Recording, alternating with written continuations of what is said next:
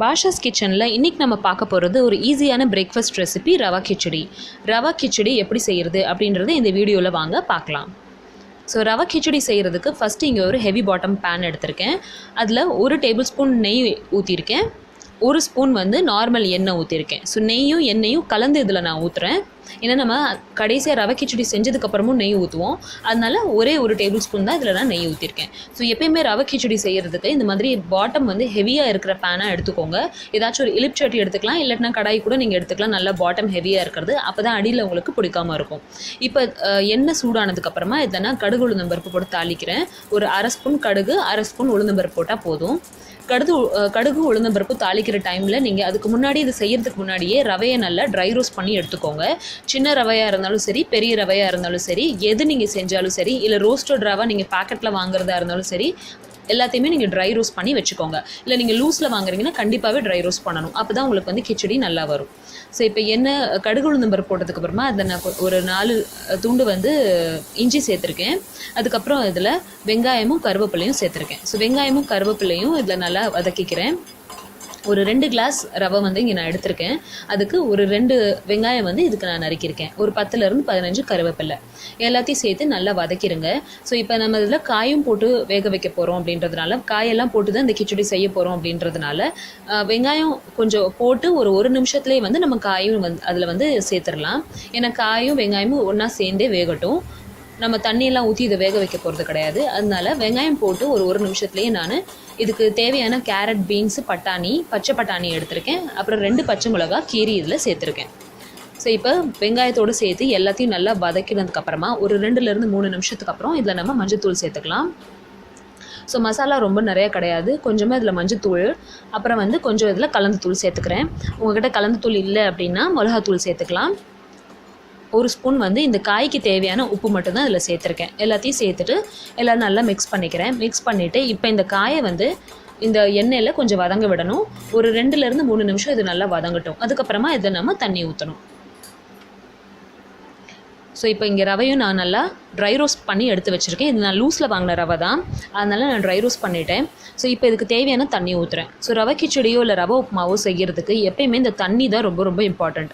இப்போ இதில் பார்த்தீங்கன்னா 1 கிளாஸ் ரவைக்கு 2 கிளாஸ் தண்ணி நான் வந்து இதில் ஊற்றிருக்கேன். இப்போ பெரிய ரவை யூஸ் பண்ணுறீங்க அப்படின்னா 2.25 கிளாஸ் தண்ணி கூட நீங்கள் ஊற்றலாம். ஆனால் ஃபஸ்ட்டு நீங்கள் ட்ரையல் அண்ட் எரர் தான் நீங்கள் ஃபஸ்ட்டு பண்ணணும். ஏன்னா யூஸ்வலாக நம்ம ரவை வந்து ஒரு இடத்துலேருந்து வாங்குகிறோம். ஸோ இப்போ பேக்கெட் ரவையாக இருந்துச்சுன்னா கரெக்ட் அளவு தண்ணி ஊற்றுனீங்கன்னா கரெக்டாக இருக்கும். லூஸில் வாங்குறீங்க ரவை அப்படின்னா அதில் கொஞ்சம் எக்ஸ்ட்ரா தண்ணி ஆகும். பெரிய ரவையாக இருந்துச்சுன்னா, சின்ன ரவையாக இருந்துச்சுன்னா உங்களுக்கு எக்ஸ்ட்ரா தண்ணி ஆகாது.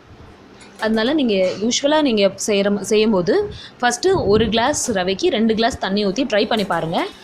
கம்மியாகவும் ஜாஸ்தியாக இருந்துச்சுன்னா நீங்கள் ஜாஸ்தியாக கண்டிப்பாக ஆகாது, கம்மியாக இருந்துச்சுன்னா அதுக்கேற்றப்ப நம்ம அட்ஜஸ்ட் பண்ணிக்கலாம். ஸோ இப்போ நம்ம தண்ணி நல்லா கொதிச்சிருச்சு. இப்போ நம்ம இந்த ரவையை நம்ம ட்ரை ரோஸ்ட் பண்ணி எடுத்து வச்சுருந்தோம் இல்லையா, அந்த ரவையை இதில் நம்ம சேர்த்துக்கிறோம். ஸோ ரவையை போடும்போது நல்லா மிக்ஸ் பண்ணிக்கோங்க இதே மாதிரி. இப்போ ரவையெல்லாம் போட்டு நல்லா மிக்ஸ் பண்ணியாச்சு. இப்போ ஃப்ளேம் வந்து நான் ஃபுல்லில் வச்சுருக்கேன். ஸோ இப்போ நம்ம தண்ணி ஊற்றி ரவை போட்டதுக்கப்புறமா அதை நான் லோ பண்ணிடுறேன். ஸோ லோ பண்ணியாச்சு. ஸோ இப்போ இதில் உங்களுக்கு உப்பு கம்மியாக இருந்துச்சு அப்படின்னா இந்த ஸ்டேஜில் நீங்கள் சேர்த்துக்கலாம். ஸோ இப்போ பார்த்தீங்கன்னா நான் வச்சுருக்கிற ரவை வந்து நல்லா தண்ணி அப்சர்வ் பண்ணுது. ஸோ நான் கொஞ்சம் தண்ணி, இன்னும் கொஞ்சம் ஒரு தண்ணி வந்து இதில் தெளித்து இதை நான் வந்து வேக வைக்கிறேன். ஒரு 5 நிமிஷத்துக்கு அப்புறமா இதை நான் ஓப்பன் பண்ணுறேன். பாருங்கள் இப்போ நல்லா வந்து வெந்துருச்சு. இப்போ யூஸ்வலாக நீங்கள் ரவை வந்து தண்ணி கம்மியாயிருச்சு அப்படின்னா ரவை உங்களுக்கு அப்படியே வெள்ளையாக வெளியே தெரியும். அப்படி தெரிஞ்சிச்சுன்னா நீங்கள் அந்த ஸ்டேஜில் மட்டும் நீங்கள் என்ன பண்ணலாம்னா, இப்போ நம்ம ஒரு 4 நிமிஷத்துக்கு அப்புறமா அதை ஓப்பன் பண்ணியிருக்கோம் இல்லையா, இந்த ஸ்டேஜில் நம்ம தண்ணி லைட்டாக தெளிச்சுட்டு கூட நீங்கள் மூடி வச்சிடலாம்.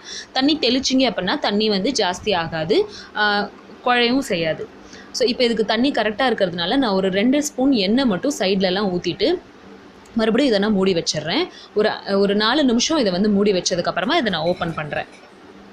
இந்த 2 ஸ்பூன் எண்ணெய் நம்ம சைடில் ஏன் ஊற்றிருக்கோம் அப்படின்னா, சைடில் இருக்கிற ரவையெல்லாம் அடியில் பிடிக்காமல் இருக்கும், அதனால நான் அதை ஊற்றிருக்கேன்.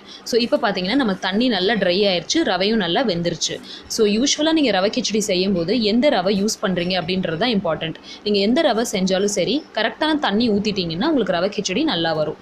ஸோ இப்போ நம்ம கிச்சடி ரெடி ஆயிடுச்சு. இதை நம்ம வந்து ஒரு 10 to 15 மினிட்ஸ் வந்து இது நம்ம மூடி அப்படியே இந்த ப்ரெஷரில் அப்படியே மூடி வச்சிடலாம். எடுத்தோன்னே இப்போ சர்வ் பண்ண வேண்டாம்.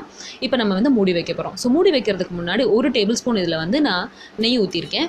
நெய் ஊற்றிட்டு எல்லாத்தையும் எல்லாத்தையும் நல்லா சேர்த்துக்கிறேன். ஸ்பூனை வச்சு நல்லா சேர்த்துட்டு இப்போ நான் ஃப்ளேம் ஆஃப் பண்ணிவிட்டு இதை ஜஸ்ட் மூடி வச்சிட போகிறேன். அது அந்த சூட்லேயே வந்து ஒரு 10லேருந்து 15 நிமிஷம் வரைக்கும் அப்படியே இருக்கட்டும். இது ஒரு 10 மினிட்ஸ்க்கு ஓப்பன் பண்ணாதீங்க.